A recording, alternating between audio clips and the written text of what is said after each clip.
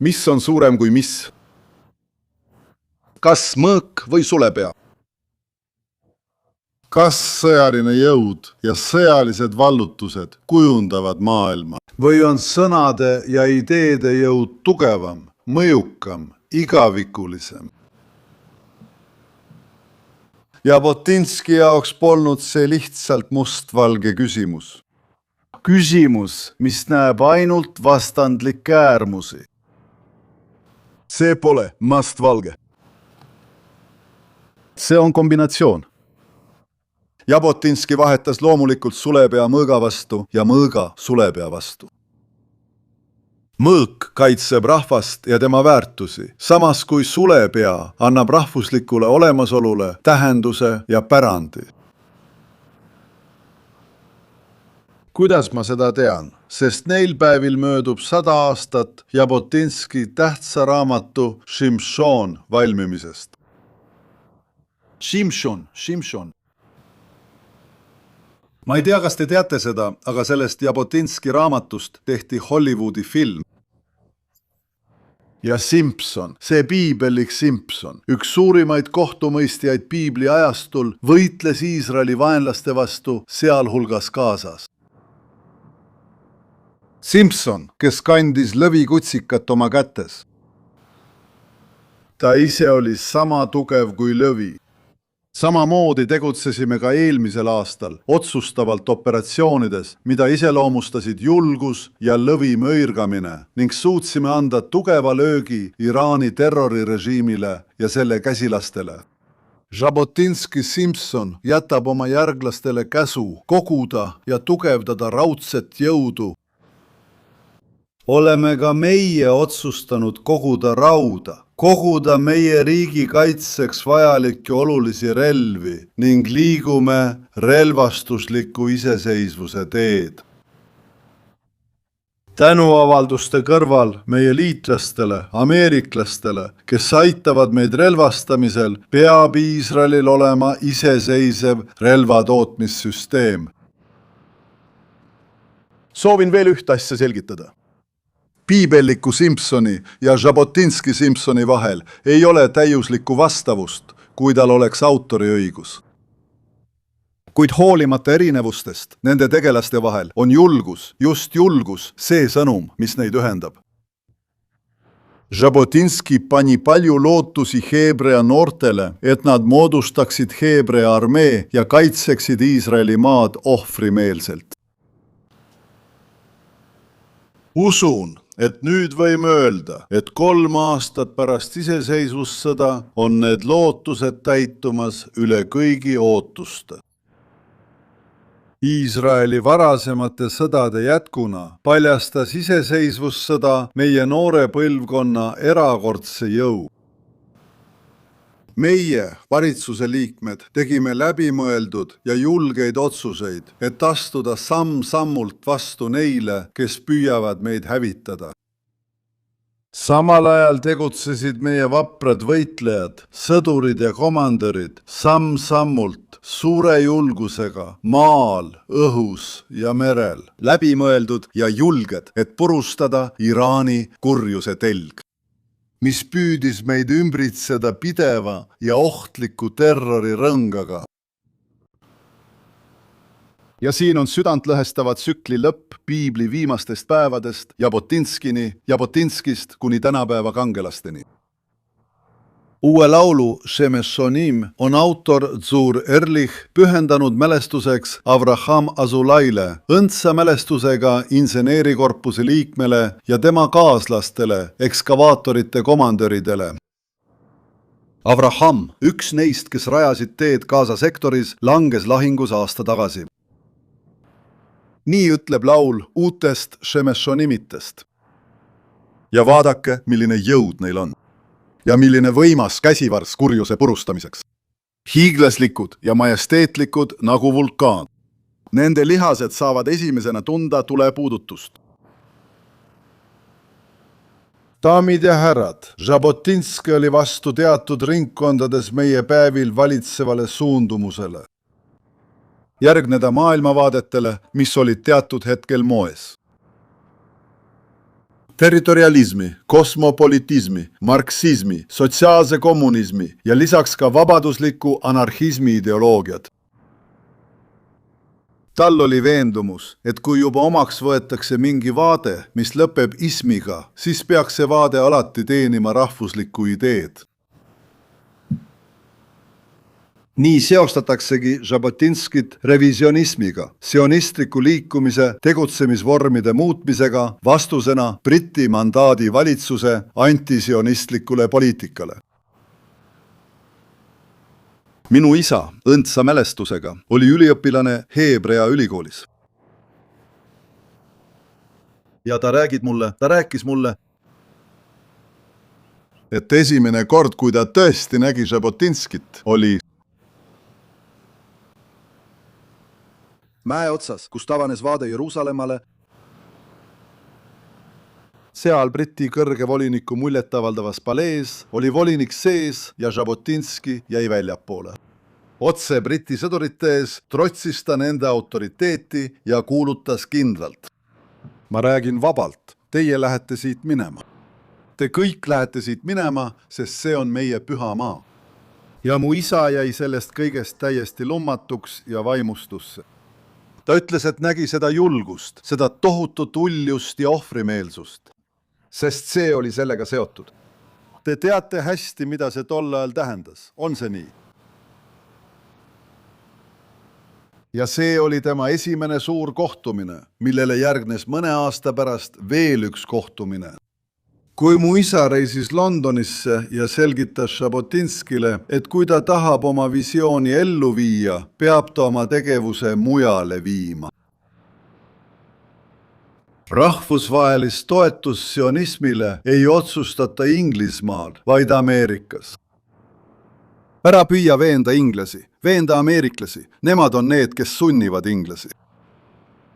Täpselt seda ta ütleski. Žabotinski kutsus kogu oma delegatsiooni kokku ja ütles, noormees, ei, mitte noormees, mu isa oli siis 29 aastat vana, ütles talle, tal on õigus, need. Nad reisisid Ameerika Ühendriikidesse ja seal mõne aja pärast Žabotinski suri ja mu isa oli üks neist, kes kandsid tema kirstu. Aga tal oli nägemus, mis nakatas kõiki neid, kes järgnesid tema teele. Lepituse ja sallivuse asemel kindlameelsus, survepoliitika. See tähendab seista kindlalt oma huvide eest. Meie tegime samuti oma julgeolekudoktriini põhjaliku ja professionaalse läbivaatuse. 2 päeva pärast 7. oktoobri rünnakut ja kohutavat veresauna lubasin, et muudame Lähis-Ida nägu ja tegelikult muutsimegi mängureegleid Lähis-Idas. Ohtude suhtes pole enam mingit sallivust. Meie piiridel ei ole enam terroriorganisatsioonide armeesid. Me oleme loonud puhvertsoonid oma naabrite territooriumil. Gaza kaitsetsoon asub Gaza sees, Liibanoni kaitsetsoon asub Liibanoni sees, Golani kaitsetsoon asub Süüria sees. Me muutsime kogu selle piirkonna, kuid ennekõike muutsime iseennast. Lõpuks suutsime murda hirmubarjääri, mis püsis kogu maailmas 47 aastat alates röövimise hetkest. Näiteks Iraani territooriumilt, see valitsejate, türannide ja teoloogide grupp. Absoluutselt keegi pole kunagi julgenud rünnata Iraani ja selle suveräänset territooriumi, välja arvatud Saddam Hussein lühikest aega. Aga meie kasutasime seda ja kuidas veel kasutasime?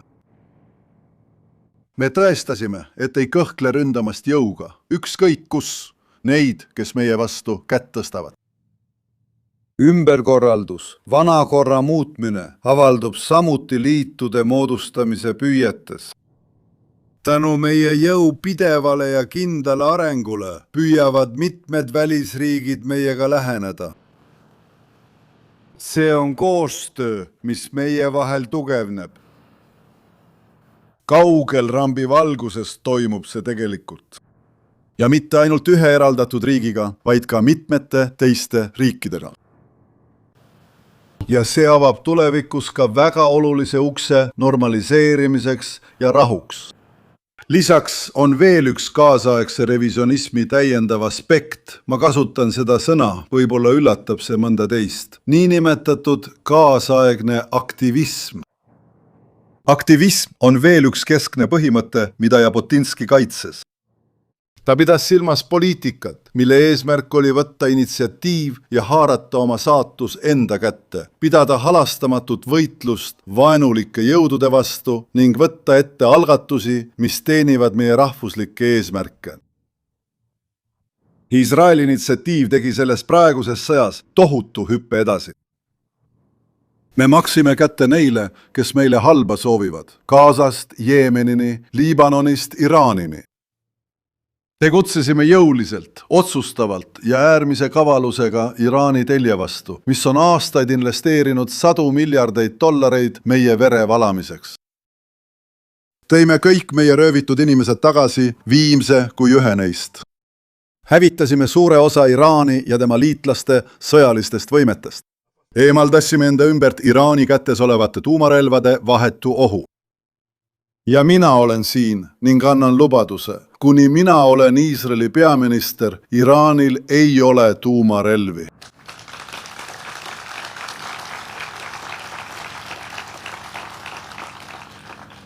Jabotinski aktivistliku lähenemise üheks tugisambaks on raudse müüri printsiip. Kuid tänapäeva raudne müür ei ole staatiline müür, mitte ühes kohas paiknev kaitsesüsteem. See müür on dünaamiline. See liigub ühest olukorrast teise koos meie pilootidega, meie raketilaevade ja allveelaevade meeskondadega, hädaolukorra jõududega, kes manööverdavad maal. Aga sellel on ka aspekte, mis on maapinnaga seotud. Ja ma pean silmas muidugi neid turvatsoone, mida me kaitseme ja jätkame kaitsmist seni, kuni naaberriikidest tuleb ohtu. Ja raudne müür on samuti valvsuse ja otsusekindluse müür.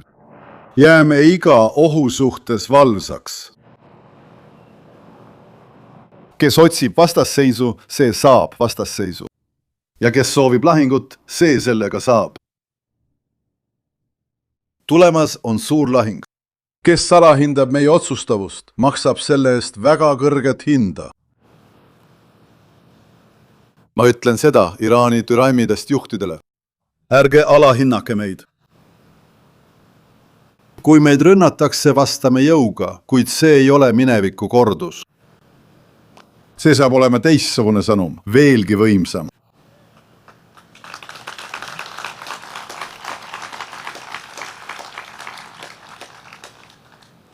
Jabotinski, sõjalise sionismi isa, ei olnud verejanuline militarist. Ta rõhutas alati juudi jõu elulist vajadust meid ümbritseva ohtriku hundikarja ees. Kuid samal ajal rõhutas ta ka meie võitluse sügavat ja olulist moraalset külge. Täna võitleme vapralt barbaarse fanatismi vastu, mis ohustab nii meid kui ka kogu vaba maailma. See lahing käib meie enda elu eest ja samal ajal kõige olulisemalt vabaduse, kultuuri ja inimkonna progressi eest.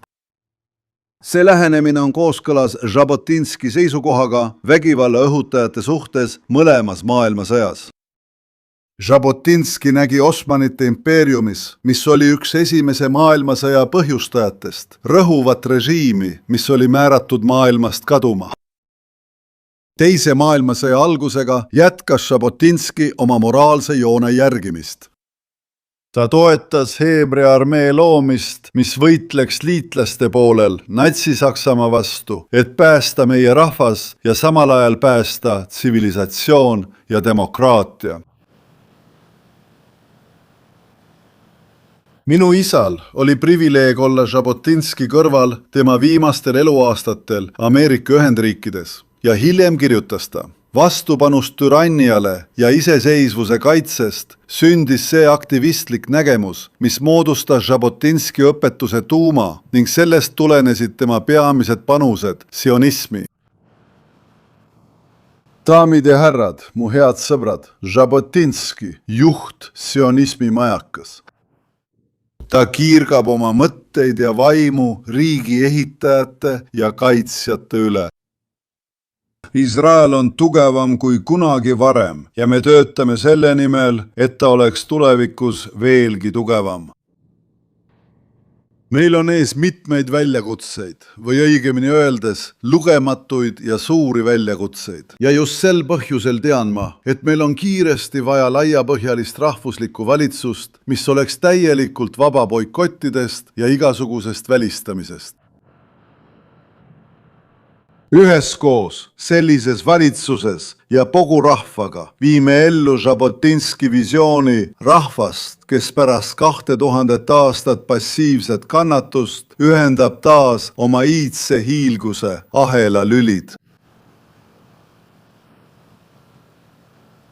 Ma kasvasin üles koos Žabotinskiga. Ma mäletan Ari Žabotinskit tema paljudel külaskäikudel meie koju ja ma mäletan kallist Žabotinski perekonda. Luis, ma lugesin seda raamatut ja lugesin iga selle sõna, kui olin noor ja hiljem uuesti täiskasvanuna. Isiklikult hindan ma teda üheks sionismi isaks ja inimeseks, kelle õpetuseta on kahtlane, kas me üldse siin oleksime. Zeev Žabotinski mälestus, olgu õnnistatud läbi kõigi põlvkondade. Nägemist! Suur tänu, et vaatasite seda videot lõpuni. Toetage meie projekti ja aidake rahaliselt kasutades ekraanil kuvatavat Pix-võtit. Oleme sõltumatu kanal, mille eesmärk on hoida teid tõega kursis. Teie panus aitab meil jätkata tegutsemist.